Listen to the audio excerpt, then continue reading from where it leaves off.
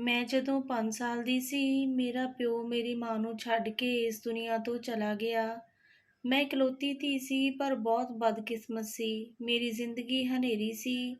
ਕਹਿੰਦੇ ਨੇ ਕਿ ਇਕਲੌਤੇ ਬੱਚੇ ਨੂੰ ਬਹੁਤ ਪਿਆਰ ਮਿਲਦਾ ਹੈ, ਪਰ ਮੈਨੂੰ ਪਿਆਰ ਨਹੀਂ ਸੀ ਮਿਲਿਆ। ਜਦੋਂ ਤੋਂ ਹੋਸ਼ ਆਇਆ ਸੀ, ਮੈਂ ਆਪਣੀ ਮਾਂ ਨੂੰ ਮਜ਼ਦੂਰੀ ਕਰਦੇ ਦੇਖਿਆ ਸੀ। ਅਸੀਂ ਦਾਦਾ-ਦਾਦੀ ਦੇ ਘਰ ਵਿੱਚ ਰਹਿ ਰਹੇ ਸੀ, ਕਿਉਂਕਿ ਮੇਰੇ ਪਿਓ ਨੇ ਦੂਜਾ ਵਿਆਹ ਕਰਵਾ ਲਿਆ ਸੀ ਅਤੇ ਉਹ ਦੂਜੇ ਸ਼ਹਿਰ ਵਿੱਚ ਰਹਿੰਦਾ ਸੀ। ਮੇਰਾ ਪਿਓ ਸਾਨੂੰ ਦਾਦਾ-ਦਾਦੀ ਦੇ ਰਹਿਮੋ-ਕਰਮ 'ਤੇ ਛੱਡ ਗਿਆ ਸੀ, ਜਦੋਂ ਕਿ ਉਹ ਸਾਨੂੰ ਪਸੰਦ ਵੀ ਨਹੀਂ ਕਰਦੇ ਸੀ। ਬਸ ਮੇਰੀ ਮਾਂ ਕੰਮ ਕਰਦੀ ਸੀ ਤੇ ਅਸੀਂ ਰੋਟੀ ਖਾ ਲੈਂਦੇ ਸੀ। ਮੇਰੇ ਦਾਦਾ-ਦਾਦੀ ਤੇ ਬੂਆ ਨਾਲ ਮੇਰੀ ਮਾਂ ਦਾ ਝਗੜਾ ਹਮੇਸ਼ਾ ਹੁੰਦਾ ਸੀ। ਮੇਰੀ ਮਾਂ ਬੰਗਲੇ ਵਿੱਚ ਕੰਮ ਕਰਨ ਤੋਂ ਬਾਅਦ ਆ ਕੇ ਘਰ ਦਾ ਵੀ ਕੰਮ ਕਰਦੀ ਸੀ। ਬਸ ਉਹ ਸਭ ਦੇਖਦੇ ਰਹਿੰਦੇ, ਕੁਝ ਵੀ ਨਾ ਕਰਦੇ। ਮੇਰੀ ਮਾਂ ਦੀ ਕੋਈ ਵੀ ਮਦਦ ਨਹੀਂ ਸੀ ਕਰਦਾ। ਸ਼ਾਇਦ ਮੇਰੀ ਦਾਦੀ ਤੇ ਸਾਨੂੰ ਦੋਨਾਂ ਨੂੰ ਬਹੁਤ ਸਮਝਦੀ ਸੀ। ਮੈਂ ਦੇਖਿਆ ਮੇਰੀ ਮਾਂ ਹਮੇਸ਼ਾ ਹੀ ਆਪਣੀ ਪੁਰਾਣੀ ਫੋਟੋ ਦੇਖ ਕੇ ਰੋਂਦੀ ਰਹਿੰਦੀ ਅਤੇ ਆਪਣੇ ਭੈਣ ਭਰਾਵਾਂ ਦੀਆਂ ਫੋਟੋਆਂ ਦੇਖਦੀ ਰਹਿੰਦੀ। ਇੱਕ ਦਿਨ ਮੇਰੀ ਦਾਦੀ ਤੇ ਬੂਆ ਮੈਨੂੰ ਤੇ ਮੇਰੀ ਮਾਂ ਨੂੰ ਘਰੋਂ ਕੱਢ ਦਿੱਤਾ ਅਤੇ ਦਰਵਾਜ਼ਾ ਬੰਦ ਕਰ ਲਿਆ। ਮੈਂ ਤੇ ਮੇਰੀ ਮਾਂ ਰੋਂਦੇ ਰੋਂਦਿਆਂ ਮਾਮਾ ਮਾਮੀ ਦੇ ਘਰ ਆ ਗਏ, ਪਰ ਉੱਥੇ ਵੀ ਸਾਨੂੰ ਦੇਖ ਕੇ ਕੋਈ ਖੁਸ਼ ਨਾ ਹੋਇਆ। ਮੇਰੇ ਨਾਨਾ ਨਾਨੀ ਇਸ ਦੁਨੀਆ ਵਿੱਚ ਨਹੀਂ ਸੀ, ਮੇਰੇ ਮਾਮਾ ਤੇ ਮਾਮੀ ਹੀ ਸੀ। ਉਹ ਵੀ ਸਾਡੇ ਨਾਲ ਇੰਨਾ ਪਿਆਰ ਨਹੀਂ ਸੀ ਕਰਦੇ। ਬਸ ਮੇਰੇ ਮਾਮਾ ਆਪਣੇ ਦਿਲ ਵਿੱਚ ਥੋੜ੍ਹੀ ਜਿਹੀ ਥਾਂ ਰੱਖਦਾ ਸੀ, ਇਸ ਲਈ ਉਹਨਾਂ ਨੇ ਆਪਣੇ ਘਰ ਵਿੱਚ ਸਾਨੂੰ ਰਹਿਣ ਲਈ ਥਾਂ ਦੇ ਦਿੱਤੀ। ਉੱਥੇ ਵੀ ਸਾਡਾ ਦੋਨਾਂ ਦਾ ਨੌਕਰਾਂ ਵਾਲਾ ਹੀ ਹਾਲ ਸੀ, ਕੰਮ ਕਰਦੇ ਤਾਂ ਰੋਟੀ ਮਿਲ ਜਾਂਦੀ ਸੀ। ਮੇਰੀ ਇੱਕ ਹੋਰ ਮਾਸੀ ਸੀ, ਪਰ ਅਸੀਂ ਕਦੀ ਉਸ ਨੂੰ ਮਿਲਣ ਨਹੀਂ ਸੀ ਗਏ। ਮਾਂ ਕਹਿੰਦੀ ਸੀ ਕਿ ਉਹ ਬਾਹਰ ਦੇਸ਼ ਵਿੱਚ ਗਈ ਹੈ ਤੇ ਉਸਨੇ ਆਪਣੀ ਪਸੰਦ ਦੇ ਨਾਲ ਵਿਆਹ ਕੀਤਾ ਸੀ ਅਤੇ ਮਾਸੀ ਲਈ ਬੁਰੀਆਂ-ਬੁਰੀਆਂ ਗੱਲਾਂ ਕਰਦੀ ਰਹਿੰਦੀ ਸੀ। ਇਸ ਲਈ ਉਹਨਾਂ ਨੂੰ ਪਹਿਲਾਂ ਹੀ ਸਜ਼ਾ ਮਿਲ ਗਈ ਸੀ। ਮੇਰੀ ਮਾਸੀ ਦਾ ਮੁੰਡਾ ਕਿੰਨਰ ਸੀ, ਉਹ ਵੀ ਆਪਣੇ ਮਾਂ-ਪਿਓ ਨਾਲ ਉੱਥੇ ਹੀ ਰਹਿੰਦਾ ਸੀ। ਮੈਂ ਸੋਚਦੀ ਕਿ ਜੇਕਰ ਮੇਰੀ ਮਾਸੀ ਦਾ ਮੁੰਡਾ ਇਸ ਦੇਸ਼ ਵਿੱਚ ਰਹਿੰਦਾ, ਤਾਂ ਕੀ ਉਹ ਇੰਨੀ ਆਸਾਨੀ ਨਾਲ ਆਪਣੇ ਮਾਂ-ਪਿਓ ਨਾਲ ਰਹਿ ਲੈਂਦਾ? ਇਹਦਾ ਮਤਲਬ ਇਹ ਨਹੀਂ ਸੀ ਕਿ ਉਸ ਦੀ ਪਰਵਰਿਸ਼ ਮਾਂ-ਬਾਪ ਕਰਦੇ ਨੇ। ਉਸ ਦੀ ਪੜ੍ਹਾਈ-ਲਿਖਾਈ ਕਿੰਨਰ ਸਕੂਲ ਵਿੱਚ ਹੋਈ ਸੀ। ਇਹੋ ਗੱਲਾਂ ਸੁਣਦੇ-ਸੁਣਦੇ ਮੈਂ ਜਵਾਨ ਹੋ ਗਈ ਸੀ। ਮੇਰਾ ਰੰਗ-ਰੂਪ ਬਹੁਤ ਸੀ ਤੇ ਮੈਂ ਬਹੁਤ ਹੀ ਸੋਹਣੀ ਸੁਨੱਖੀ ਸੀ। ਹਰ ਕੋਈ ਮੈਨੂੰ ਪਸੰਦ ਕਰਦਾ ਸੀ। ਦੂਜੇ ਪਾਸੇ ਮੇਰੇ ਮਾਮੇ ਦੀਆਂ ਦੋਨੋਂ ਕੁੜੀਆਂ ਬਿਲਕੁਲ ਵੀ ਸੋਹਣੀਆਂ ਨਹੀਂ ਸੀ। ਉਹ ਮੇਰੇ ਤੋਂ ਜਲਦੀਆਂ ਸੀ। ਮੇਰੀ ਮਾਮੀ ਮੇਰੀ ਮਾਂ ਨੂੰ ਹਮੇਸ਼ਾ ਕਹਿੰਦੀ ਸੀ ਕਿ ਆਪਣੀ ਧੀ ਦਾ ਧਿਆਨ ਰੱਖ, ਕਿਤੇ ਇਹ ਵੀ ਆਪਣੀ ਬੂਆ ਤੇ ਪਿਓ ਵਾਂਗ ਉਹਨਾਂ ਦੇ ਨਕਸ਼ੇ ਕਦਮ ਤੇ ਨਾ ਚੱਲ ਪਏ। ਮੈਨੂੰ ਮੇਰੀ ਮਾਮੀ ਦੀਆਂ ਗੱਲਾਂ ਨਾਲ ਬਹੁਤ ਅਫਸੋਸ ਹੁੰਦਾ ਸੀ। ਪਤਾ ਨਹੀਂ ਕਿਉਂ ਉਹ ਸਾਡੇ ਦੋਨਾਂ ਲਈ ਇੰਨੀ ਨਫ਼ਰਤ ਰੱਖਦੀ ਸੀ, ਜਦੋਂ ਕਿ ਦੋਨੋਂ ਕਦੀ ਉਹਨਾਂ ਦਾ ਬੁਰਾ ਨਹੀਂ ਸੀ ਸੋਚਦੇ। ਇੱਕ ਦਿਨ ਮੇਰਾ ਜਨਮ ਦਿਨ ਸੀ ਤੇ ਮੇਰੇ ਮਾਮੇ ਦੀ ਕੁੜੀਆਂ ਨੇ ਕਿਹਾ ਕਿ ਅੱਜ ਅਸੀਂ ਤੈਨੂੰ ਘੁਮਾਉਣ ਲੈ ਕੇ ਜਾਵਾਂਗੇ, ਬਸ ਤੂੰ ਆਪਣੀ ਮਾਂ ਤੋਂ ਪਰਮਿਸ਼ਨ ਲੈ ਲੈ। ਘਰ ਵਿੱਚ ਕਿਸੇ ਨੂੰ ਵੀ ਨਹੀਂ ਦੱਸਣਾ ਕਿ ਆਪਾਂ ਕਿੱਥੇ ਜਾ ਰਹੇ ਹਾਂ। ਮੈਂ ਘੁੰਮਣ ਫਿਰਨ ਦੀ ਬਹੁਤ ਸ਼ੌਕੀਨ ਸੀ। ਮੈਂ ਉਹਨਾਂ ਦੀਆਂ ਗੱਲਾਂ ਵਿੱਚ ਆ ਗਈ ਅਤੇ ਮਾਂ ਨੂੰ ਕਿਹਾ ਕਿ ਮੈਂ ਟਿਊਸ਼ਨ ਵਾਲੀ ਦੀਦੀ ਤੋਂ ਸਵਾਲ ਪੁੱਛਣ ਲਈ ਜਾ ਰਹੀ ਹਾਂ। ਮੇਰੀ ਮਾਂ ਮੈਨੂੰ ਪੜ੍ਹਾ ਲਿਖਾ ਕੇ ਪਤਾ ਨਹੀਂ ਅਫਸਰ ਬਣਾਉਣਾ ਚਾਹੁੰਦੀ ਸੀ। ਮਾਂ ਮੇਰੀ ਪੜ੍ਹਾਈ ਦੀ ਫਿਕਰ ਕਰਦੀ ਸੀ ਤੇ ਮਾਂ ਨੇ ਕਿਹਾ ਠੀਕ ਹੈ। ਮੈਂ ਘਰ ਤੋਂ ਇਕੱਲੀ ਹੀ ਗਈ ਸੀ ਤੇ ਮੇਰੇ ਪਿੱਛੇ ਮਾਮੀ ਦੀਆਂ ਕੁੜੀਆਂ ਵੀ ਆ ਗਈਆਂ ਸਨ। ਉਹਨਾਂ ਨੇ ਮੈਨੂੰ ਇੱਕ ਹੋਟਲ ਵਿੱਚ ਛੱਡ ਦਿੱਤਾ ਤੇ ਕਿਹਾ ਕਿ ਤੈਨੂੰ ਵੀ ਆਪਣਾ ਜਨਮ ਦਿਨ ਵਧੀਆ ਤਰੀਕੇ ਨਾਲ ਮਨਾਉਣ ਦਾ ਹੱਕ ਹੈ। ਉਹ ਮੈਨੂੰ ਉੱਥੇ ਬਿਠਾ ਕੇ ਇਹ ਕਹਿ ਕੇ ਚਲੀਆਂ ਗਈਆਂ ਕਿ ਉਹ ਖਾਣੇ ਲਈ ਬੋਲ ਕੇ ਆ ਰਹੀਆਂ ਹਨ। ਮੈਨੂੰ ਉੱਥੇ ਬਹੁਤ ਡਰ ਲੱਗ ਰਿਹਾ ਸੀ ਤੇ ਮਾਂ ਨੂੰ ਵੀ ਝੂਠ ਬੋਲ ਕੇ ਆਈ ਸੀ। ਮੈਨੂੰ ਬਹੁਤ ਅਫਸੋਸ ਹੋ ਰਿਹਾ ਸੀ, ਪਰ ਘਰ ਤਾਂ ਚਲੇ ਹੀ ਜਾਣਾ ਸੀ। ਕੁਝ ਸਮਾਂ ਹੀ ਹੋਇਆ ਸੀ ਕਿ ਇੱਕ ਮੁੰਡਾ ਮੇਰੇ ਸਾਹਮਣੇ ਕੁਰਸੀ ਢਾ ਕੇ ਬਹਿ ਗਿਆ ਅਤੇ ਮੇਰਾ ਨਾਂ ਪੁੱਛਣ ਲੱਗਾ। ਮੈਂ ਘਬਰਾ ਕੇ ਇੱਧਰ-ਉੱਧਰ ਜਾਣ ਲੱਗੀ ਅਤੇ ਆਪਣੇ ਮਾਮੇ ਦੀਆਂ ਕੁੜੀਆਂ ਨੂੰ ਲੱਭਣ ਲੱਗੀ, ਜੋ ਕਿ ਮੈਨੂੰ ਨਹੀਂ ਦਿਸ ਰਹੀਆਂ ਸੀ। ਮੈਂ ਉੱਥੋਂ ਉੱਠ ਕੇ ਬਾਹਰ ਆ ਗਈ, ਕਿਉਂਕਿ ਮੈਨੂੰ ਉੱਥੇ ਬਹਿਣਾ ਠੀਕ ਨਹੀਂ ਲੱਗ ਰਿਹਾ ਸੀ। ਮੈਂ ਰਿਕਸ਼ਾ ਲਿੱਤਾ ਤੇ ਘਰ ਨੂੰ ਤੁਰ ਪਈ। ਜਦੋਂ ਮੈਂ ਘਰ ਪਹੁੰਚੀ, ਮੇਰੇ ਪੈਰਾਂ ਥੱਲੋਂ ਜ਼ਮੀਨ ਖਿਸਕ ਗਈ। ਮੇਰੇ ਮਾਮੇ ਦੀਆਂ ਕੁੜੀਆਂ ਘਰ ਵਿਹੜੇ ਵਿੱਚ ਬੈਠੀਆਂ ਸੀ ਤੇ ਮੇਰੀ ਮਾਂ ਵਿਹੜੇ ਵਿੱਚ ਬੈਠੀ ਰੋ ਰਹੀ ਸੀ ਅਤੇ ਮੇਰੀ ਮਾਮੀ ਉੱਚੀ-ਉੱਚੀ ਬੋਲ ਕੇ ਘਰ ਦੀਆਂ ਕੰਧਾਂ ਹਿਲਾ ਰਹੀ ਸੀ। ਮੈਨੂੰ ਕੁਝ ਗਲਤ ਹੋਣ ਦਾ ਅਹਿਸਾਸ ਹੋ ਰਿਹਾ ਸੀ। ਜਦੋਂ ਉਹਨਾਂ ਦੀ ਨਜ਼ਰ ਮੇਰੇ 'ਤੇ ਪਈ ਤਾਂ ਮਾਮੀ ਨੇ ਮੈਨੂੰ ਮਾਰਨਾ-ਕੁੱਟਣਾ ਸ਼ੁਰੂ ਕਰ ਦਿੱਤਾ। ਮੈਂ ਮਾਂ ਨੂੰ ਪੁੱਛਦੀ ਰਹੀ ਕਿ ਮੇਰੀ ਗਲਤੀ ਤਾਂ ਦੱਸੋ ਕੀ ਹੈ। ਮੇਰਾ ਮਾਮਾ ਚੁੱਪ ਕਰਿਆ ਬੈਠਿਆ ਰਿਹਾ। ਇਹ ਸਭ ਦੇਖ ਰਿਹਾ ਸੀ। ਮੇਰੇ ਮਾਮੇ ਨੂੰ ਮੇਰੇ 'ਤੇ ਤਰਸ ਆ ਗਿਆ ਤੇ ਉਸਨੇ ਮੈਨੂੰ ਮੇਰੀ ਮਾਮੀ ਤੋਂ ਛੁਡਾਇਆ। ਮੇਰੀ ਮਾਂ ਬੇਬਸ ਬੈਠੀ ਸਭ ਦੇਖ ਰਹੀ ਸੀ। ਮੇਰੇ ਮਾਮੇ ਨੇ ਮੇਰੇ ਕੋਲ ਆ ਕੇ ਪੁੱਛਿਆ, "ਲਈ ਕਿੱਥੇ ਗਈ ਸੀ?" ਮੈਂ ਕਿਹਾ, "ਮਾਮਾ ਜੀ, ਮੈਂ ਤਾਂ ਤੁਹਾਡੀ ਹੀ ਧੀਆਂ ਨਾਲ ਘੁੰਮਣ ਗਈ ਸੀ।" ਉਹ ਸਾਫ਼ ਮੁੱਕਰ ਗਈਆਂ ਅਤੇ ਮੇਰੀ ਮਾਮੀ ਨੇ ਮੇਰੇ 'ਤੇ ਫੇਰ ਹਮਲਾ ਕਰ ਦਿੱਤਾ। ਮਾਮੀ ਨੇ ਕਿਹਾ, "ਤੂੰ ਮੇਰੀ ਧੀਆਂ 'ਤੇ ਇਲਜ਼ਾਮ ਲਾ ਰਹੀ ਹੈ?" ਮੈਂ ਕਿਹਾ, "ਮੈਂ ਕਿਉਂ ਇਲਜ਼ਾਮ ਲਾਵਾਂਗੀ? ਅਸੀਂ ਤਿੰਨੇ ਇਕੱਠੀਆਂ ਹੀ ਘੁੰਮਣ ਗਏ ਸੀ।" ਫਿਰ ਮੇਰੇ ਮਾਮੇ ਦੀ ਕੁੜੀ ਨੇ ਮੋਬਾਈਲ ਸਭ ਦੇ ਸਾਹਮਣੇ ਰੱਖ ਦਿੱਤਾ। ਉਸ ਮੋਬਾਈਲ 'ਤੇ ਦੇਖਦੇ ਤੇ ਮੇਰਾ ਖੂਨ ਹੀ ਸੁੱਕ ਗਿਆ, ਕਿਉਂਕਿ ਉਸ ਵਿੱਚ ਉਸ ਮੁੰਡੇ ਨਾਲ ਮੇਰੀ ਤਸਵੀਰ ਸੀ, ਜੋ ਹੋਟਲ ਵਿੱਚ ਆ ਕੇ ਮੇਰੇ ਕੋਲ ਬਹਿ ਗਿਆ ਸੀ। ਮੈਂ ਦੱਸਿਆ ਕਿ ਸਾਡੀ ਟਿਊਸ਼ਨ ਦੇ ਕੋਲ ਹੀ ਹੋਟਲ ਸੀ ਅਤੇ ਅਸੀਂ ਆਪਣੀਆਂ ਅੱਖਾਂ ਨਾਲ ਵੇਖਿਆ ਸੀ। ਮੇਰੇ ਮਾਮੇ ਦੀਆਂ ਕੁੜੀਆਂ ਨੇ ਸਾਰਾ ਝੂਠ ਬੋਲਿਆ। ਹੁਣ ਮੇਰੀ ਮਾਮੀ ਨੇ ਮੇਰੇ ਤੇ ਮੇਰੀ ਮਾਂ 'ਤੇ ਬਹੁਤ ਜ਼ੁਲਮ ਕੀਤੇ ਤੇ ਸਾਡੇ 'ਤੇ ਦੁੱਖਾਂ ਦਾ ਪਹਾੜ ਟੁੱਟ ਗਿਆ। ਮੈਂ ਚੀਖ-ਚੀਖ ਕੇ ਸਭ ਨੂੰ ਕਹਿ ਰਹੀ ਸੀ ਕਿ ਮੇਰਾ ਕੋਈ ਕਸੂਰ ਨਹੀਂ ਹੈ, ਪਰ ਸਾਡੀ ਕਿਸੇ ਨੇ ਨਹੀਂ ਸੁਣੀ ਅਤੇ ਮਾਮੀ ਨੇ ਸਾਨੂੰ ਘਰੋਂ ਨਿਕਲ ਜਾਣ ਨੂੰ ਕਿਹਾ। ਮੇਰਾ ਮਾਮਾ ਚੁੱਪ ਇੱਕ ਪਾਸੇ ਖੜ੍ਹਾ ਸੀ। ਕਦੋਂ ਤੋਂ ਚੁੱਪ ਬੈਠੇ ਮਾਂ ਨੇ ਆਪਣੇ ਬੁੱਲ੍ਹ ਸੀ ਲਏ ਅਤੇ ਮੈਨੂੰ ਕਿਹਾ, "ਚੱਲ, ਇੱਥੋਂ ਆਪਣਾ ਦਾਣਾ-ਪਾਣੀ ਮੁੱਕ ਗਿਆ ਹੈ।" ਮੈਂ ਆਪਣੇ ਮਾਮੇ ਦੇ ਪੈਰ ਫੜ ਕੇ ਕਿਹਾ ਕਿ ਇਹ ਸਭ ਮੇਰੀ ਵਜ੍ਹਾ ਨਾਲ ਹੋਇਆ ਸੀ। ਮੈਨੂੰ ਕਿਸੇ ਯਤੀਮਖਾਨੇ ਛੱਡ ਦਿਓ, ਪਰ ਮੇਰੀ ਮਾਂ ਨੂੰ ਇਸ ਉਮਰ ਵਿੱਚ ਠੋਕਰਾਂ ਖਾਣ ਲਈ ਨਾ ਛੱਡੋ। ਮੇਰੀ ਮਾਂ ਨੇ ਮੇਰੀ ਇੱਕ ਨਾ ਸੁਣੀ। ਮੇਰੀ ਮਾਂ ਮੈਨੂੰ ਲੈ ਕੇ ਟ੍ਰੇਨ ਵਿੱਚ ਬੈਠ ਗਈ। ਅਸੀਂ ਕਿੱਥੇ ਜਾ ਰਹੇ ਸੀ, ਕਿਸ ਕੋਲ ਜਾ ਰਹੇ ਸੀ, ਮੈਨੂੰ ਕੁਝ ਨਹੀਂ ਸੀ ਪਤਾ। ਮੇਰੀ ਮਾਂ ਅਤੇ ਮੈਂ 2 ਦਿਨ ਦਾ ਸਫ਼ਰ ਟ੍ਰੇਨ 'ਚ ਤੈਅ ਕਰਨ ਤੋਂ ਬਾਅਦ ਉਤਰੇ ਅਤੇ ਟੈਕਸੀ ਵਿੱਚ ਬਹਿ ਕੇ ਇੱਕ ਬਹੁਤ ਮਹਿੰਗੇ ਤੇ ਖੂਬਸੂਰਤ ਇਲਾਕੇ ਵਿੱਚ ਆ ਗਏ। ਮੇਰੀ ਮਾਂ ਨੇ ਪੂਰੇ ਰਸਤੇ ਮੇਰੇ ਨਾਲ ਕੋਈ ਗੱਲ ਨਹੀਂ ਕੀਤੀ ਤੇ ਚੁੱਪ ਰਹੀ। ਮੈਨੂੰ ਦੁੱਖ ਸੀ ਕਿ ਮੇਰੀ ਮਾਂ ਮੇਰੇ 'ਤੇ ਯਕੀਨ ਨਹੀਂ ਕਰਦੀ। ਅਸੀਂ ਇੱਕ ਵੱਡੇ ਗੇਟ ਦੇ ਅੱਗੇ ਰੁਕੇ। ਬਹੁਤ ਸੋਹਣਾ ਘਰ ਦੇਖ ਕੇ ਮੇਰੀਆਂ ਤਾਂ ਅੱਖਾਂ ਫਟੀਆਂ ਹੀ ਰਹਿ ਗਈਆਂ। ਮਾਂ ਨੇ ਘਰ ਦੀ ਘੰਟੀ ਵਜਾਈ ਤਾਂ ਗੇਟ ਕੋਲ ਬੈਠੇ ਚੌਕੀਦਾਰ ਨੇ ਗੇਟ ਖੋਲ੍ਹਿਆ ਅਤੇ ਘਰ ਤੋਂ ਬਾਹਰ ਜ਼ਿਆਦਾ ਤੋਂ ਜ਼ਿਆਦਾ ਅੰਦਰ ਸੋਹਣਾ ਸੀ ਅਤੇ ਬਹੁਤ ਆਲੀਸ਼ਾਨ ਸੀ, ਕਿਉਂਕਿ ਘਰ ਬਾਹਰ ਨਾਲੋਂ ਅੰਦਰੋਂ ਜ਼ਿਆਦਾ ਸੋਹਣਾ ਸੀ। ਬਹੁਤ ਨੌਕਰ-ਚਾਕਰ ਸੀ। ਇੱਕ ਨੌਕਰ ਸਾਨੂੰ ਬਿਠਾ ਕੇ ਚਲਾ ਗਿਆ ਅਤੇ ਅੰਦਰੋਂ ਇੱਕ ਔਰਤ ਆਈ, ਜਿਸਨੇ ਬਹੁਤ ਮਹਿੰਗੇ ਕੱਪੜੇ ਪਾਏ ਸੀ। ਮੇਰੀ ਮਾਂ, ਜੋ ਇੰਨੇ ਦਿਨਾਂ ਦੀ ਚੁੱਪ ਸੀ, ਇਹ ਚੁੱਪੀ ਉਸਨੇ ਤੋੜੀ ਅਤੇ ਉਸ ਔਰਤ ਨਾਲ ਹੱਸ-ਹੱਸ ਗੱਲਾਂ ਕਰਨ ਲੱਗੀ, ਜਿਵੇਂ ਪਤਾ ਨਹੀਂ ਕਿੰਨੀ ਪੁਰਾਣੀ ਦੋਸਤੀ ਹੋਵੇ। ਮੇਰੀ ਮਾਂ ਨੇ ਮੇਰੇ ਵੱਲ ਇਸ਼ਾਰਾ ਕਰਕੇ ਕਿਹਾ ਕਿ ਇਹ ਮੇਰੀ ਧੀ ਹੈ ਅਤੇ ਔਰਤ ਜਲਦੀ ਨਾਲ ਮੇਰੇ ਵੱਲ ਆਈ ਤੇ ਮੈਨੂੰ ਗਲ ਨਾਲ ਲਾ ਲਿਆ। ਮਾਂ ਨੇ ਕਿਹਾ, "ਇਹ ਤੇਰੀ ਮਾਸੀ ਹੈ, ਆਪਣੇ ਸ਼ਹਿਰ ਵਾਪਸ ਆ ਗਈ ਹੈ।" ਮੈਨੂੰ ਇਹ ਜਾਣ ਕੇ ਬਹੁਤ ਹੈਰਾਨੀ ਹੋਈ ਅਤੇ ਸੋਚ ਵੀ ਕਿ ਮਾਂ ਨੂੰ ਕਿੱਦਾਂ ਪਤਾ ਕਿ ਮਾਸੀ ਵਾਪਸ ਆ ਗਈ ਹੈ। ਕਿ ਦੋਨੋਂ ਭੈਣਾਂ ਆਪਸ ਵਿੱਚ ਗੱਲਾਂ ਕਰਦੀਆਂ ਸੀ। ਮੈਂ ਆਪਣੀ ਮਾਸੀ ਨੂੰ ਮਿਲ ਕੇ ਬਹੁਤ ਖੁਸ਼ ਹੋਈ ਤੇ ਮੈਨੂੰ ਮਾਸੀ ਦੇ ਮੁੰਡੇ ਨੂੰ ਮਿਲਣ ਦਾ ਬਹੁਤ ਦਿਲ ਸੀ, ਜਿਸ ਨੂੰ ਸਾਰੇ ਕਿੰਨਰ ਕਹਿੰਦੇ ਸਨ। ਉਹ ਮੈਨੂੰ ਕਿਤੇ ਨਹੀਂ ਦਿਸਿਆ। ਫਿਰ ਅਸੀਂ ਰੋਟੀ ਖਾਧੀ ਤੇ ਸਾਨੂੰ ਸਾਡਾ ਕਮਰਾ ਦਿਖਾਇਆ ਗਿਆ, ਜੋ ਕਿ ਬਹੁਤ ਹੀ ਸੋਹਣਾ ਸੀ। ਮੈਂ ਤਾਂ ਨਰਮ ਬਿਸਤਰ 'ਤੇ ਪੈਂਦੀ ਹੀ ਸਭ ਕੁਝ ਭੁੱਲ ਗਈ ਤੇ ਸੌਂ ਗਈ। ਮੇਰੀ ਮਾਂ ਨੇ ਮੈਨੂੰ ਅੱਧੀ ਰਾਤ ਜਗਾਇਆ ਤੇ ਕਹਿਣ ਲੱਗੀ ਕਿ ਮੈਂ ਤੇਰਾ ਵਿਆਹ ਤੇਰੀ ਮਾਸੀ ਦੇ ਮੁੰਡੇ ਨਾਲ ਕਰ ਦੇਣਾ ਹੈ, ਕਿਉਂਕਿ ਤੂੰ ਮੈਨੂੰ ਧੋਖਾ ਦਿੱਤਾ ਹੈ। ਮੇਰੀਆਂ ਅੱਖਾਂ ਫਟੀਆਂ ਦੀਆਂ ਫਟੀਆਂ ਹੀ ਰਹਿ ਗਈਆਂ। ਮੈਂ ਮਾਂ ਨੂੰ ਕਿਹਾ ਕਿ ਮੈਨੂੰ ਮਾਫ਼ ਕਰੋ, ਮੈਂ ਐਡਾ ਕੋਈ ਜੁਰਮ ਨਹੀਂ ਕੀਤਾ ਜੋ ਤੁਸੀਂ ਮੈਨੂੰ ਇਹ ਸਜ਼ਾ ਦੇਵੋ। ਮਾਮੇ ਦੀਆਂ ਕੁੜੀਆਂ ਝੂਠ ਬੋਲ ਰਹੀਆਂ ਸੀ, ਪਰ ਮਾਂ ਮੇਰੀ ਗੱਲ ਸੁਣਨ ਨੂੰ ਤਿਆਰ ਨਹੀਂ ਸੀ। ਮੈਂ ਵੀ ਗੱਲ ਬਦਲੀ ਤੇ ਕਿਹਾ, "ਤੁਸੀਂ ਵੀ ਮੈਨੂੰ ਝੂਠ ਬੋਲਿਆ, ਮੈਨੂੰ ਦੱਸਿਆ ਨਹੀਂ ਕਿ ਤੁਸੀਂ ਮਾਸੀ ਨੂੰ ਮਿਲਦੇ ਰਹੇ।" ਮੇਰੀ ਮਾਂ ਮੇਰੀ ਗੱਲ ਸੁਣ ਕੇ ਗੁੱਸੇ ਵਿੱਚ ਆ ਗਈ। ਮਾਂ ਨੇ ਮੈਨੂੰ ਮਾਰਨਾ ਸ਼ੁਰੂ ਕਰ ਦਿੱਤਾ। ਮੈਨੂੰ ਲੱਗਿਆ ਇਹ ਮੇਰੀ ਮਾਂ ਹੀ ਨਹੀਂ ਹੈ, ਇਹ ਕਿਸੇ ਹੋਰ ਦੇ ਕੰਟਰੋਲ ਵਿੱਚ ਹੈ। ਮੈਂ ਕਿਹਾ, "ਤੁਸੀਂ ਮੇਰਾ ਵਿਆਹ ਕਰਨਾ ਹੈ, ਪਰ ਮੇਰੇ 'ਤੇ ਇਲਜ਼ਾਮ ਲਾਉਣਾ ਬੰਦ ਕਰ ਦੇਵੋ। ਆਪਣੇ ਝੂਠੇ ਭਰਾ ਤੇ ਉਹਦੀਆਂ ਝੂਠੀਆਂ ਕੁੜੀਆਂ ਦੀਆਂ ਗੱਲਾਂ ਵਿੱਚ ਆ ਕੇ ਤੁਸੀਂ ਮੇਰੇ 'ਤੇ ਚਿੱਕੜ ਸੁੱਟ ਰਹੇ ਹੋ।" ਮੇਰੀ ਮਾਂ ਨੇ ਮੇਰੇ ਅੱਗੇ ਸ਼ਰਤ ਰੱਖ ਦਿੱਤੀ ਕਿ ਇਹ ਮੈਂ ਤੈਨੂੰ ਮਾਫ਼ ਕਰ ਦੇਵਾਂਗੀ ਜੇ ਤੂੰ ਮਾਸੀ ਦੇ ਮੁੰਡੇ ਨਾਲ ਵਿਆਹ ਕਰਵਾ ਲਵੇਂ। ਪਰ ਮੈਂ ਉਸ ਨਾਲ ਵਿਆਹ ਕਿੱਦਾਂ ਕਰਵਾ ਸਕਦੀ ਸੀ? ਉਹ ਤਾਂ ਇੱਕ ਕਿੰਨਰ ਸੀ। ਮੈਂ ਮਾਂ ਨੂੰ ਨਾ ਕਰ ਦਿੱਤੀ। ਮਾਂ ਨੇ ਕਿਹਾ ਕਿ ਜੇਕਰ ਤੇਰੇ 'ਤੇ ਇਲਜ਼ਾਮ ਨਾ ਵੀ ਲੱਗਦਾ ਤਾਂ ਵੀ ਮੈਂ ਤੇਰਾ ਵਿਆਹ ਤੇਰੀ ਮਾਸੀ ਦੇ ਮੁੰਡੇ ਨਾਲ ਹੀ ਕਰਨਾ ਸੀ। ਮੇਰੀ ਮਾਂ ਨੇ ਕਿਹਾ ਕਿ ਜੇ ਤੇਰੇ ਦਿਲ ਵਿੱਚ ਮੇਰੇ ਲਈ ਥੋੜ੍ਹਾ ਜਿਹਾ ਵੀ ਪਿਆਰ ਹੈ ਤਾਂ ਤੈਨੂੰ ਉਸ ਨਾਲ ਵਿਆਹ ਕਰਵਾਉਣਾ ਪਵੇਗਾ। ਮਾਂ ਦੀਆਂ ਗੱਲਾਂ ਵਿੱਚ ਆ ਕੇ ਵਿਆਹ ਲਈ ਹਾਂ ਕਰ ਦਿੱਤੀ ਸੀ। ਮਾਂ ਨੇ ਅਗਲੇ ਦਿਨ ਮਾਸੀ ਨੂੰ ਦੱਸ ਦਿੱਤਾ। ਮਾਸੀ ਇਹ ਗੱਲ ਸੁਣ ਕੇ ਬਹੁਤ ਖੁਸ਼ ਹੋਈ ਅਤੇ ਮੇਰੀਆਂ ਬਲਾਵਾਂ ਲੈਣ ਲੱਗੀ। ਫਿਰ ਮੇਰੀ ਮਾਂ ਤੇ ਮਾਸੀ ਉੱਠ ਕੇ ਅੰਦਰ ਚਲੀਆਂ ਗਈਆਂ।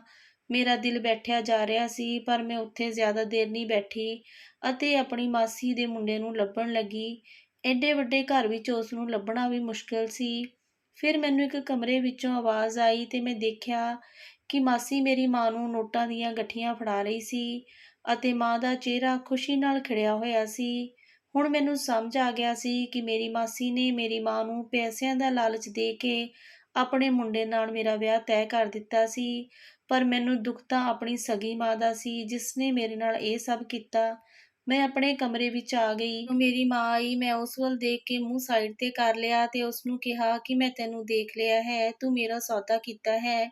ਮੇਰੀ ਮਾਂ ਨੇ ਮੈਨੂੰ ਆਪਣੇ ਦੁੱਖੜੇ ਸੁਣਾਉਣੇ ਸ਼ੁਰੂ ਕੀਤੇ ਕਿ ਤੇਰੀ ਮਾਸੀ ਨੇ ਮੇਰੇ ਹੀ ਮੰਗੇਤਰ ਨਾਲ ਭੱਜ ਕੇ ਵਿਆਹ ਕਰਵਾ ਲਿਆ। ਮੇਰੇ ਮਾਪਿਓ ਨੇ ਮੇਰਾ ਵਿਆਹ ਕਿਤੇ ਹੋਰ ਕਰ ਦਿੱਤਾ ਤੇ ਤੇਰਾ ਪਿਓ ਵੀ ਮੈਨੂੰ ਛੱਡ ਕੇ ਦੂਜਾ ਵਿਆਹ ਕਰਵਾ ਲਿਆ ਤੇ ਮੈਂ ਜਿਸ ਕੋਲ ਆਈ ਸੀ, ਮੇਰਾ ਇੱਕ ਭਰਾ, ਉਹ ਵੀ ਮੇਰਾ ਸਾਥ ਨਹੀਂ ਦੇ ਸਕਿਆ। ਮਾਂ ਨੇ ਕਿਹਾ ਕਿ ਆਪਣੇ ਕੋਲ ਕੀ ਸੀ, ਇਸ ਲਈ ਪੈਸਿਆਂ ਦਾ ਆਪਾਂ ਘਰ ਖਰੀਦ ਲੈਣਾ ਹੈ। ਤੂੰ ਵਿਆਹ ਤੋਂ ਬਾਅਦ ਆਪਣੇ ਘਰ ਵਾਲੇ ਨੂੰ ਮੁੱਠੀ ਵਿੱਚ ਕਰ ਲਈ ਤੇ ਸਾਰਾ ਕੁਝ ਆਪਣੇ ਨਾਂ ਕਰ ਲਈ। ਫਿਰ ਆਪਣੀ ਪਸੰਦ ਦੇ ਮੁੰਡੇ ਨਾਲ ਵਿਆਹ ਕਰਵਾ ਲਈ। ਮੈਂ ਕਿਹਾ, ਇਹ ਧੋਖੇ ਤੁਸੀਂ ਕਰ ਸਕਦੇ ਹੋ, ਮੈਂ ਕਿਸੇ ਨਾਲ ਧੋਖਾ ਨਹੀਂ ਕਰਨਾ। ਮਾਂ ਨੇ ਕਿਹਾ ਕਿ ਇਸ ਦੁਨੀਆ ਵਿੱਚ ਸਾਡੇ ਨਾਲ ਆਪਣਿਆਂ ਨੇ ਹੀ ਧੋਖੇ ਕੀਤੇ ਨੇ, ਅਸੀਂ ਉਹੀ ਉਹਨਾਂ ਨੂੰ ਵਾਪਸ ਦੇ ਰਹੇ ਹਾਂ। ਪਹਿਲਾਂ ਤੇਰੀ ਮਾਸੀ ਨੇ ਮੇਰੇ ਨਾਲ ਵਿਆਹ ਕਰਾ ਲਿਆ, ਫਿਰ ਤੇਰੇ ਪਿਓ ਨੇ ਮੈਨੂੰ ਧੋਖਾ ਦੇ ਕੇ ਕਿਤੇ ਹੋਰ ਵਿਆਹ ਕਰਵਾ ਲਿਆ ਤੇ ਇੱਕ ਭਰਾ ਹੀ ਸਹਾਰਾ ਸੀ, ਉਹਨੇ ਵੀ ਸਾਥ ਨਹੀਂ ਦਿੱਤਾ। ਮੇਰੇ ਕੋਲ ਸੁਨਹਿਰੀ ਮੌਕਾ ਹੈ ਤੇ ਮੈਂ ਇਸ ਨੂੰ ਕਿੱਦਾਂ ਗਵਾ ਲਵਾਂ। ਮੈਂ ਆਪਣੀ ਮਾਂ ਨੂੰ ਕਿਹਾ, ਮੰਨਦੀ ਹਾਂ ਤੁਹਾਡੇ ਨਾਲ ਬਹੁਤ ਗਲਤ ਹੋਇਆ ਹੈ, ਤੁਹਾਡੇ ਨਾਲ ਸਭ ਨੇ ਗਲਤ ਕੀਤਾ ਹੈ, ਪਰ ਜੋ ਤੁਸੀਂ ਉਹਨਾਂ ਨਾਲ ਕਰੋਗੇ ਤਾਂ ਤੁਸੀਂ ਵੀ ਉਹਨਾਂ ਵਰਗੇ ਹੀ ਹੋ ਜਾਵੋਗੇ। ਫਿਰ ਤੁਹਾਡੇ ਤੇ ਉਹਨਾਂ ਵਿੱਚ ਕੀ ਫਰਕ ਰਹੇਗਾ। ਪਰ ਮੇਰੀ ਮਾਂ ਮੇਰੀ ਗੱਲ ਮੰਨਣ ਲਈ ਤਿਆਰ ਨਹੀਂ ਸੀ। ਉਸੇ ਰਾਤ ਮਾਂ ਮੈਨੂੰ ਉੱਥੋਂ ਛੱਡ ਕੇ ਚਲੀ ਗਈ। ਅਗਲੇ ਦਿਨ ਮਾਸੀ ਦਾ ਸੁਭਾਅ ਵੀ ਮੇਰੇ ਲਈ ਬਦਲ ਗਿਆ, ਕਿਉਂਕਿ ਉਸਨੇ ਤਾਂ ਮੇਰੀ ਕੀਮਤ ਅਦਾ ਕੀਤੀ ਸੀ। ਮੈਂ ਉੱਥੇ ਨੌਕਰਾਣੀ ਬਣ ਕੇ ਰਹਿ ਗਈ ਸੀ।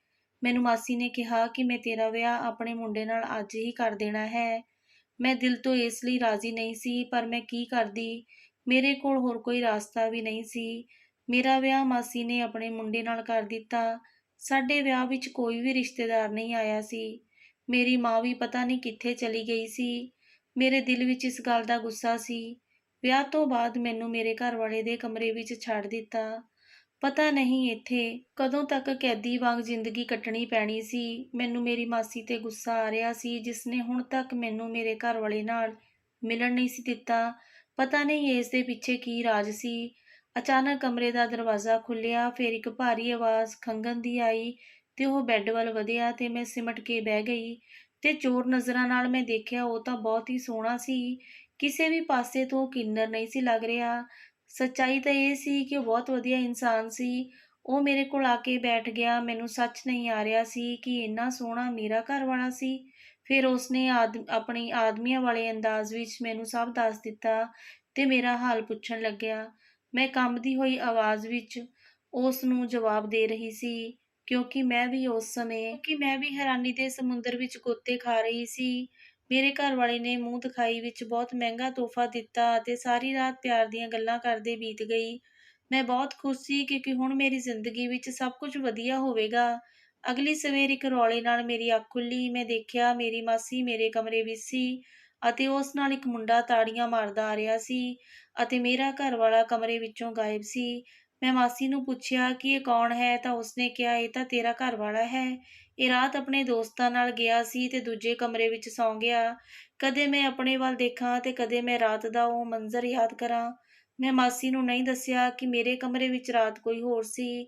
ਮੇਰਾ ਦਿਲ ਕਰੇ ਕਿ ਧਰਤੀ ਫਟ ਜਾਵੇ ਤੇ ਮੈਂ ਉਸ ਵਿੱਚ ਸਮਾ ਜਾਵਾਂ, ਆਪਣੇ ਆਪ ਨੂੰ ਕਿਤੇ ਲੁਕਾ ਲਵਾਂ। ਮੈਂ ਆਪਣੇ ਆਪ ਨੂੰ ਸੰਭਾਲਦੀ ਹੋਈ ਬੈੱਡ ਤੋਂ ਉੱਠੀ ਤੇ ਮੈਂ ਕਿਸੇ ਨੂੰ ਨਾ ਦੱਸਿਆ ਕਿ ਰਾਤ ਕੀ ਹੋਇਆ ਸੀ। ਮੇਰੀ ਤਕਦੀਰ ਮੇਰੇ ਨਾਲ ਮਜ਼ਾਕ ਕਰ ਰਹੀ ਸੀ। ਮੈਂ ਆਪਣੇ ਅਸਲੀ ਪਤੀ ਨੂੰ ਦੇਖਿਆ ਅਤੇ ਸੋਚ ਰਹੀ ਸੀ ਕਿ ਰਾਤ ਵਾਲਾ ਇਨਸਾਨ ਤਾਂ ਕਿਸੇ ਵੀ ਤਰ੍ਹਾਂ ਤੋਂ ਕਿੰਨਰ ਨਹੀਂ ਸੀ ਲੱਗਦਾ। ਮੈਂ ਉਸ ਨਾਲ ਕਿੱਦਾਂ ਜ਼ਿੰਦਗੀ ਗੁਜ਼ਾਰ ਸਕਦੀ ਸੀ। ਮੈਂ ਉਸ ਨੂੰ ਆਪਣਾ ਘਰ ਵਾਲਾ ਮੰਨ ਲਿਆ, ਪਰ ਉਸ ਨੂੰ ਮੇਰੀ ਕੋਈ ਫਿਕਰ ਨਹੀਂ ਹੁੰਦੀ ਸੀ। ਉਹ ਆਪਣੀ ਹੀ ਦੁਨੀਆ ਵਿੱਚ ਮਸਤ ਰਹਿੰਦਾ ਸੀ। ਮੈਂ ਵੀ ਸ਼ੁਕਰ ਕਰਦੀ ਸੀ ਕਿ ਉਹ ਮੇਰੇ ਨਾਲ ਜ਼ਿਆਦਾ ਘੁਲੇ ਮਿਲੇ ਨਾ। ਮੈਂ ਆਪਣੀ ਦੁਨੀਆ ਵਿੱਚ ਬਿਜ਼ੀ ਰਹਿੰਦੀ ਸੀ। ਫਿਰ ਮੇਰੇ ਘਰ ਵਾਲੇ ਨੇ ਦੂਜੇ ਦੇਸ਼ ਜਾਣ ਦਾ ਵਿਚਾਰ ਕੀਤਾ। ਮੈਨੂੰ ਇਹ ਜਾਣ ਕੇ ਖੁਸ਼ੀ ਹੋਈ ਕਿ ਇਸ ਤਾਂ ਮੇਰੀ ਨਜ਼ਰਾਂ ਤੋਂ ਦੂਰ ਰਹਿਣਾ ਹੀ ਠੀਕ ਹੈ ਅਤੇ ਇੰਨੇ ਵੱਡੇ ਘਰ ਵਿੱਚ ਮੈਂ ਤੇ ਮੇਰੀ ਮਾਸੀ ਦੋਨੋਂ ਇਕੱਲੇ ਹੀ ਰਹਿ ਗਏ ਸੀ। ਹੌਲੀ-ਹੌਲੀ ਮਾਸੀ ਦੇ ਦਿਲ ਵਿੱਚ ਥਾਂ ਬਣਾਉਣੀ ਸ਼ੁਰੂ ਕਰ ਲਈ। ਸਭ ਤੋਂ ਪਹਿਲਾਂ ਮੈਂ ਰਸੋਈ ਦੀ ਜ਼ਿੰਮੇਵਾਰੀ ਆਪਣੇ ਸਿਰ ਤੇ ਲਈ ਤੇ ਮਾਸੀ ਨੂੰ ਰੋਜ਼ ਨਵੇਂ-ਨਵੇਂ ਪਕਵਾਨ ਬਣਾ ਕੇ ਖਵਾਉਂਦੀ। ਉਸ ਨਾਲ ਬਾਹਰ ਵੀ ਜਾਂਦੀ ਸੀ। ਹੁਣ ਮੇਰੀ ਜ਼ਿੰਦਗੀ ਵਿੱਚ ਕੋਈ ਕਮੀ ਨਹੀਂ ਸੀ ਸਿਵਾਏ ਉਸ ਆਦਮੀ ਦੇ ਜੋ ਮੈਨੂੰ ਪਹਿਲੀ ਰਾਤ ਕਮਰੇ ਵਿੱਚ ਮਿਲਿਆ ਸੀ। ਮੈਂ ਉਸ ਨੂੰ ਬਹੁਤ ਯਾਦ ਕਰਦੀ ਸੀ ਜੋ ਕਿ ਮੈਨੂੰ ਦੁਬਾਰਾ ਨਹੀਂ ਦਿਸਿਆ। ਮੈਨੂੰ ਆਪਣੀ ਮਾਂ ਦੀ ਫਿਕਰ ਰਹਿੰਦੀ ਸੀ ਤੇ ਮੈਂ ਉਸ ਆਦਮੀ ਨੂੰ ਇਹ ਸੋਚ ਕੇ ਕਿ ਆਖਰ ਉਹ ਕੌਣ ਸੀ ਤੇ ਕਿਉਂ ਆਇਆ ਸੀ ਤੇ ਦੁਬਾਰਾ ਮੇਰੀ ਖਬਰ ਵੀ ਨਹੀਂ ਲਈ।